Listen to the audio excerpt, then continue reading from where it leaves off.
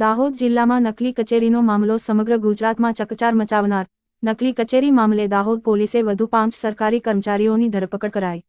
દાહોદ જિલ્લામાં નકલી સરકારી કચેરીના મામલામાં દાહોદ પોલીસે વધુ 5 આરોપીઓની ધરપકડ કરી। ઉલ્લેખનીય છે કે અગાઉ દાહોદ ટ્રાઇબલ ઓફિસમાં નિયામક તરીકે ફરજ બજાવતા રિટાયર્ડ IAS BD નીનામા સહિત અત્યાર સુધીમાં કુલ 11 આરોપીઓની ધરપકડ દાહોદ પોલીસ દ્વારા કરવામાં આવી છે।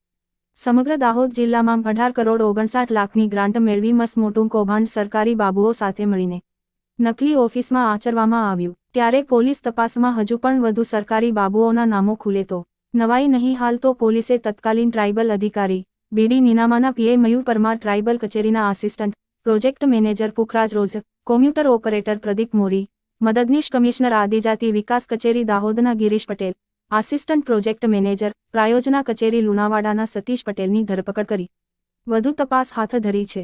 નકલી કચેરી મામલામાં હજુ ઘણા મોટા માથાઓ બહાર આવે તો નવાઈ નહીં।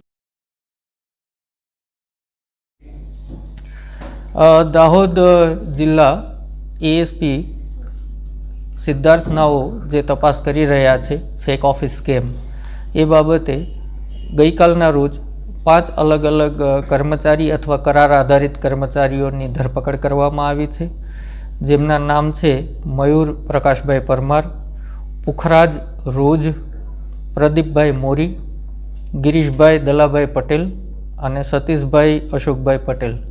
આ 5 જે તે સમયે જિલ્લા પ્રાયોજના અધિકારીની કચેરીમાં નોકરી કરતા હતા, અલગ અલગ ગ્રાન્ટોના ટેબલ સંભાળતા હતા।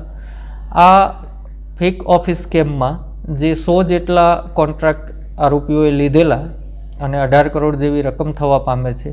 આ મોટા ભાગના કોન્ટ્રાક્ટની ફાઇલો આ લોકોના ટેબલથી ઓપરેટ કરવામાં આવતી હતી અથવા વેરીફાઈ કરવામાં આવતી હતી અને એમાં નોટિંગ કરીને મોકલવામાં આવતું હતું।